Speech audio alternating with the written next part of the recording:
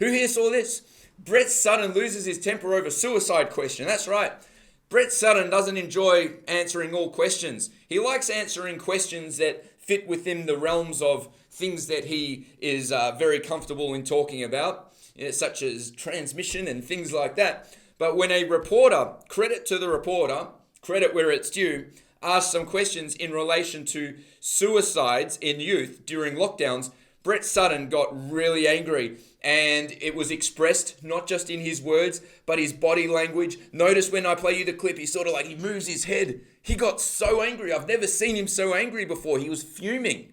And then he stormed out of the press conference. Very mature. He must be learning from Brad Hazard, the most unhinged person in Australian politics. Anyway, I'm going to play the clip for you, and then we're going to explore this topic a little bit deeper.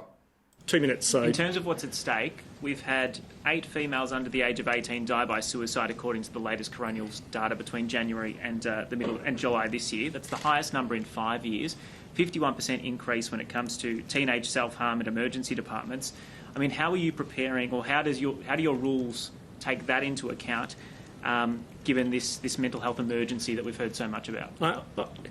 These are absolutely tragic circumstances, but I've been asked this question 100 times. It's always the same answer, that the alternative is that this goes on for longer and it's harsher, or we suffer hundreds of deaths, literally hundreds of deaths. Do you commit to, lifting the curfew and easing these new restrictions to give people some respite? I'm not going to go to decisions approach. that I may or may not make 2 weeks from now. In terms of the reality, though... Sorry, I've got to go. Thank you. Well, let me pick up the point about a different approach. Look,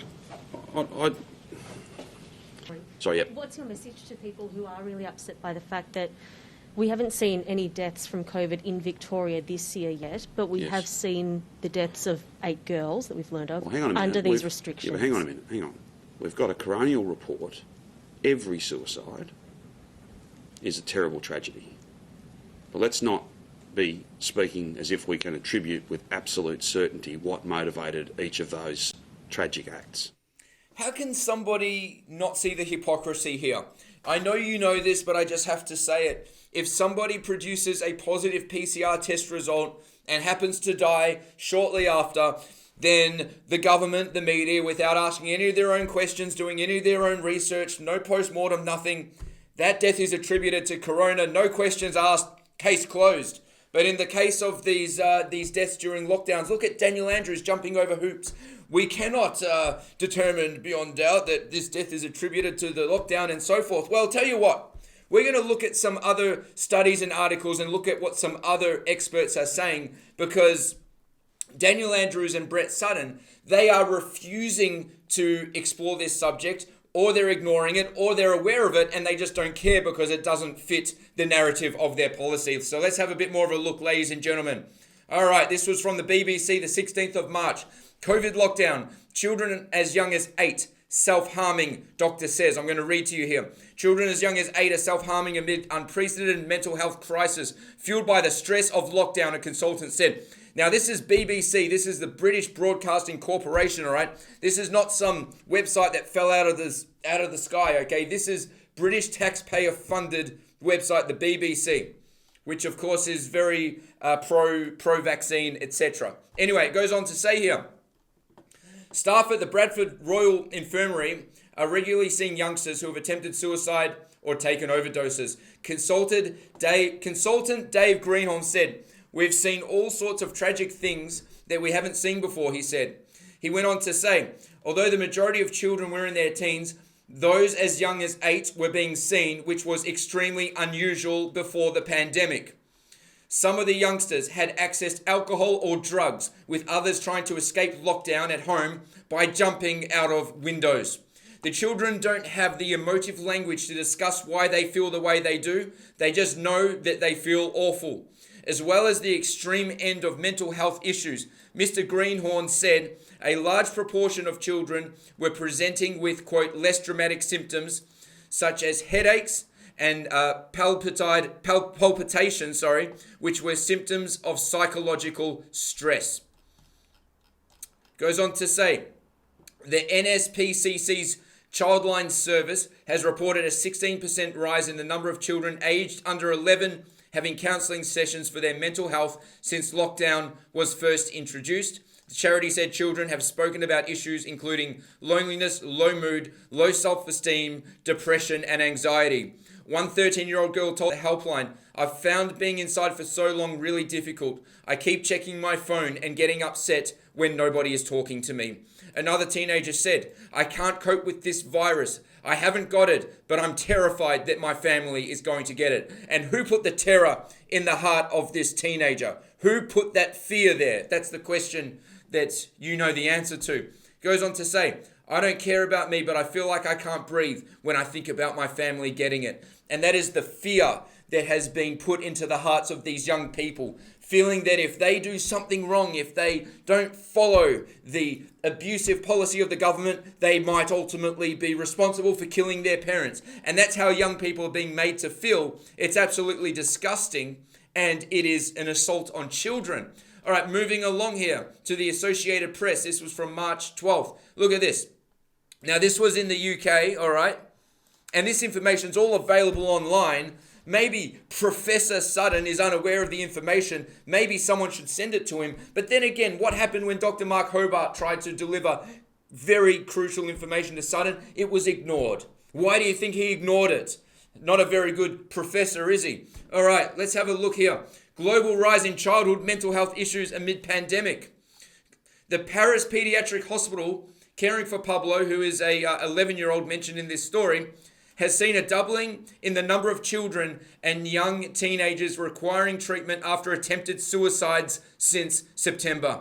Doctors elsewhere report similar surges, with children, some as young as 8, deliberately running into traffic, overdosing on pills, and otherwise self-harming. In Japan, child and adolescent suicides hit record levels in 2020, according to the Education Ministry.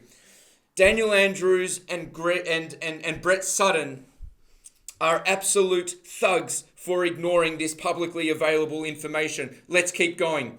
Japan. Juvenile suicides in Japan hit record high, 479 in 2020. It says here, the annual number of juvenile suicides in Japan hit 479, the highest figure since records began to be kept in 1980, Education Ministry data showed on Monday. If you'd like to read all of these articles more extensively, go to mcjreport.com. Put your email address in by joining our free newsletter, top right-hand corner, and I'll send it all out to you tomorrow. All right, June 7th, Victorian teenage suicide threats jump 184% amid pandemic, and this is from the Financial Review. All right, emergency interventions to protect young people in Victoria from suicide and child abuse. That's right, nobody's talking about child abuse. People locked in their homes, it's also a big issue, have skyrocketed by 184% over the past 6 months as the state grapples with the mental health consequences of repeated COVID-19 lockdowns. And Daniel Andrews is ignoring all of these children who are suffering. What do you think that says about him? It says here, teenage aged 13 to 18 were most at risk, accounting for 75% of the total crisis interventions. All right, Daily Telegraph. Tia Sweeney shares how COVID-19 is impacting young people's mental health. She is a teenager herself who went through a tremendously horrible ordeal. It says here, the number of suicidal, self-harming teens presenting to emergency departments has increased by almost half since the pandemic, prompting calls for more mental health funding. All right, so Tia, 18, suffers from mental health issues and said there wasn't much support during the COVID pandemic. It says here, when Tia told emergency department nurses she wanted to kill herself, they sent the teenager home with a sedative. 3 weeks later, when the 18-year-old woman was admitted to Sutherland Hospital Emergency Department threatening suicide, she was again sent home and she was told she would be better off in the community. The number of 12 to 17-year-olds presented to the emergency department with self-harm or suicidal ideation has increased 47% in the year to July 2021 compared to 2019.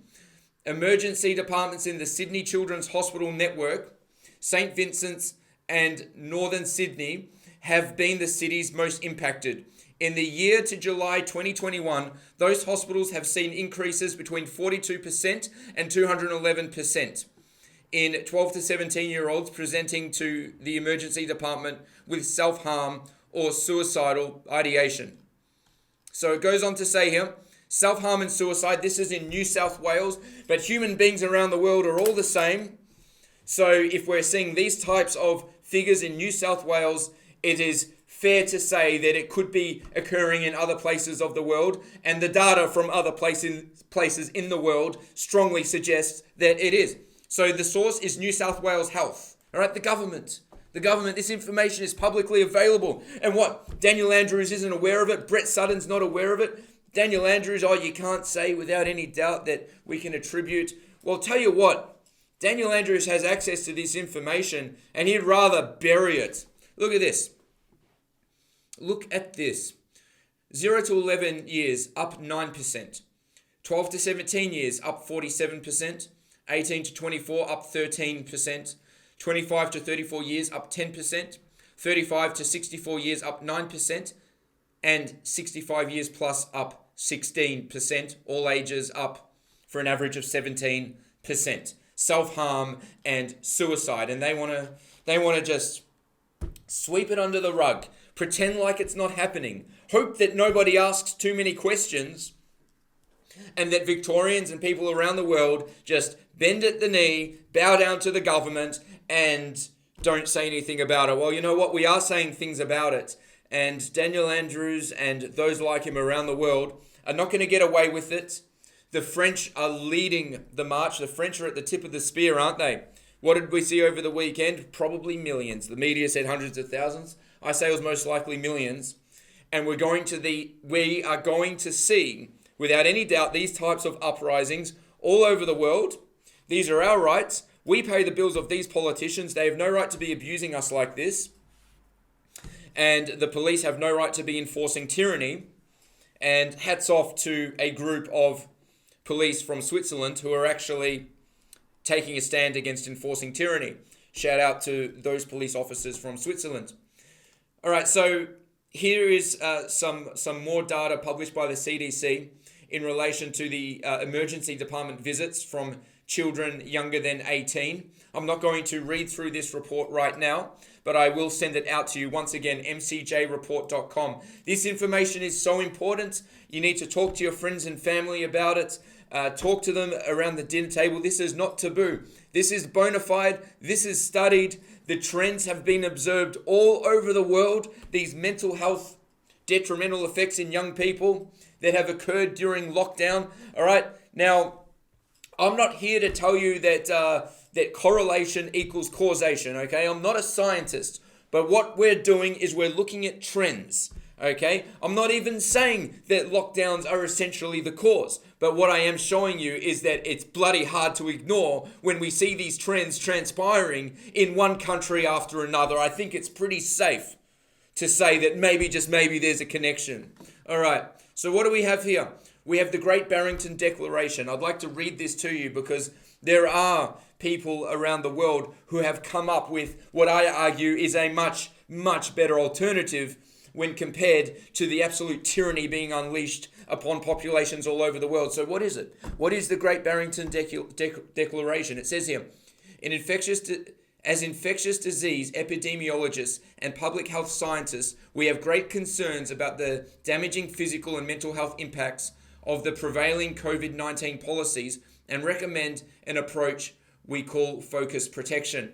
It has a total of over 850,000 signatures, and that includes here medical and public health scientists, just under 15,000, and over 40,000 medical practitioners, and just shy of 800,000 concerned citizens. So on the map here, you see where the signatures are from.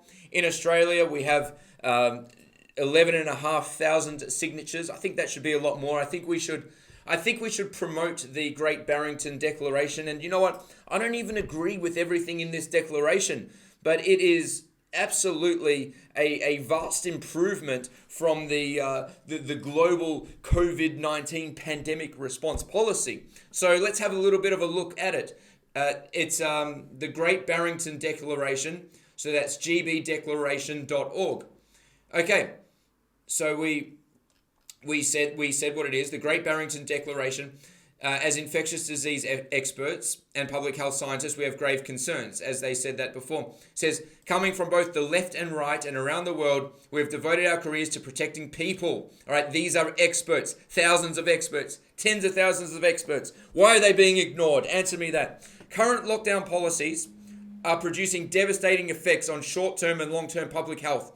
The results, to name a few, include lower childhood vaccination rates. All right, so they consider that to be a problem. As I said, I may not necessarily agree with everything that's in here, but I'm going to keep reading because overall this is really good.